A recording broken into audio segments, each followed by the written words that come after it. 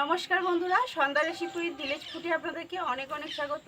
আজকে আমি আবার একটা রেসিপি নিয়ে চলে এসেছি। আজকে আমি ফুটন্ত গুড়ের মধ্যে চালের গুঁড়ি দিয়ে দারুণ একটা রেসিপি বানিয়ে আপনাদের সাথে শেয়ার করব। আর এই রেসিপিটা শীতকালে খেতে কিন্তু দারুণ লাগে। আর এই রেসিপিটা বানানো কিন্তু খুবই সহজ। এই ভিডিওটা একবার দেখলেই কিন্তু যে কেউ খুব সহজেই বাড়িতে বানিয়ে নিতে পারবেন।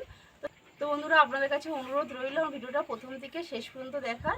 তো চলুন এবার রেসিপিটা শুরু করা যাক। দেখুন বন্ধুরা, এই রেসিপির জন্য এখানে আমি আখের গুড় নিয়েছি।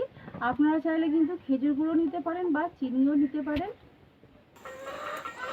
এবার আমি গুড়টা কোড়ার মধ্যে দিয়ে দেব।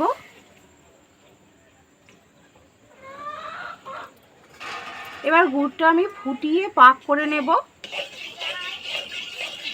গুড়টা দেখুন বন্ধুরা, গুড়টা ফুটে গেছে। গুড়টা আমি খুব ভালো করে ফুটিয়ে পাক করে নিয়েছি। দেখুন, গুড়টা যখন এরকম বুজবুজ করে ফুটবে তখনই মনে করবেন যে গুড়টা ভালো করে পাক হয়ে গেছে। আর যদি না বুঝতে পারেন তাহলে একটা এরকম বাটির মধ্যে জল নেবেন, জলের মধ্যে একটুখানি গুড় দিয়ে দেখে নেবেন ভালো করে পাক হয়েছে নাকি।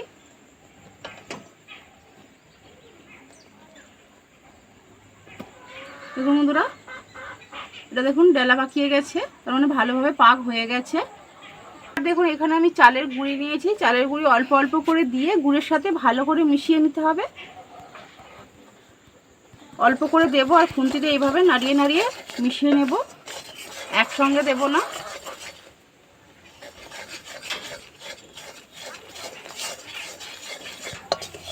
দেখুন বন্ধুরা, অল্প অল্প গুঁড়ি দিয়ে ভালো করে গুড়ের সাথে মিশিয়ে নিয়েছি।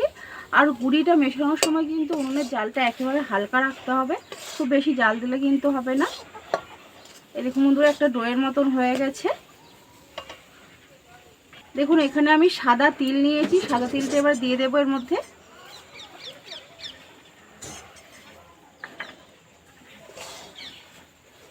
সাদা তিল দিলে কিন্তু এটা খেতে কিন্তু দারুণ লাগে। অবশ্যই আপনারা সাদা তিল দেবেন। দেখুন বন্ধুরা, সাদা তিল দেওয়ার পরে ভালো করে মিশিয়ে নিয়েছি। এবার আমি এটা নামিয়ে নেব। এবার আমি এটা একটা থালার মধ্যে তুলে নিচ্ছি। এবার এটা একটু ঠান্ডা হলে আমি হাত দিয়ে একটু মাখিয়ে নেব, একটু ঠান্ডা করে নিতে হবে। দেখুন বন্ধুরা, এটা হালকা গরম থাকতে থাকতে কিন্তু হাত দিয়ে মাখিয়ে নিতে হবে। আর আমি হাতের মধ্যে একটু সাদা তেল মাখিয়ে নিয়েছি।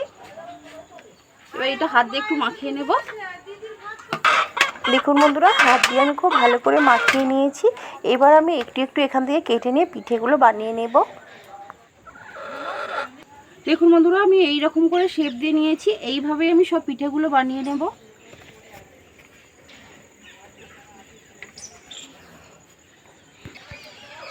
দেখুন বন্ধুরা, সব পিঠেগুলো আমি বানিয়ে নিয়েছি। আর দেখুন, দেখুন কত সুন্দর লাগছে। দেখুন, খুব সুন্দর লাগছে দেখতে। এই পিঠেগুলো কিন্তু একেবারে অল্প সময়ের মধ্যে হয়ে যায় আর খেতে কিন্তু দারুণ লাগে। এবার আমি এই পিঠেগুলো তেলে ভেজে নেব। পিঠে ভাজার জন্য কড়াই দিয়ে দেব সাদা তেল। এবার তেলটা আমি খুব ভালো করে গরম করে নেব। দেখুন বন্ধুরা, তেলটা গরম হয়ে গেছে। এবার আমি পিঠেগুলো দিয়ে ভেজে নেব। এই পিঠেগুলো কিন্তু ভাজতে খুব বেশি সময় লাগে না, একটু হালকা লাল করে ভেজে নিলেই হবে। আর একটা কথা বন্ধুরা, এই পিঠেগুলো কিন্তু অবশ্যই আতপ চালের গুঁড়ি দিয়ে বানাবেন, তবেই কিন্তু এই পিঠেগুলো খুব ভালো হবে। পিঠেগুলোর এক পিঠ হয়ে গেছে, এক পিঠে উল্টে দেব।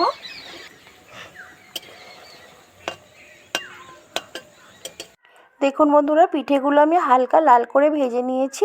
এবার আমি তেল থেকে ছেঁকে তুলে নেব। বাকিগুলোও একইভাবে ভেজে নেব।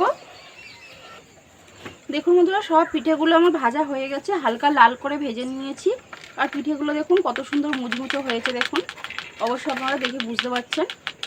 আর এই পিঠেগুলো কিন্তু ওপর দিয়ে খুব সুন্দর মুচমুচো হয় আর ভেতর দিকে কিন্তু খুব সুন্দর নরম হয় আর খেতে কিন্তু দারুণ লাগে। আর কত অল্প সময়ের মধ্যে পিঠেগুলো বানানো হয়ে গেল। একটা পিঠে আপনাদেরকে ভেঙে আমি দেখিয়ে দিচ্ছি। এই দেখুন বন্ধুরা, ভেতরটা কত সুন্দর নরম হয়েছে আর ওপরটা একেবারে মুচমুচে। এবার খেয়ে আপনাদেরকে বলছি খেতে এটা কত সুন্দর হয়েছে।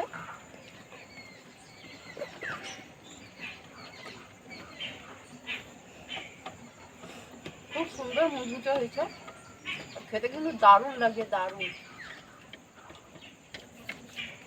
তো বন্ধুরা এরকম পিঠে আপনারা বাড়িতে একবার ট্রাই করে দেখবেন, অবশ্যই আপনাদের খুব ভালো লাগবে। আর তো বন্ধুরা আমার ভিডিওটা আজকে আপনাদের কেমন লাগলো কমেন্ট করে জানাবেন, আর যদি ভালো লাগে লাইক শেয়ার করে দেবেন, তার সাথে চ্যানেলটা সাবস্ক্রাইব করে আমার পাশে থাকবেন, পাশে থাকা বেল নোটিফিকেশনটা অল করে রাখবেন যাতে আমার ভিডিওর নোটিফিকেশন আপনাদের কাছে পৌঁছে যেতে পারে।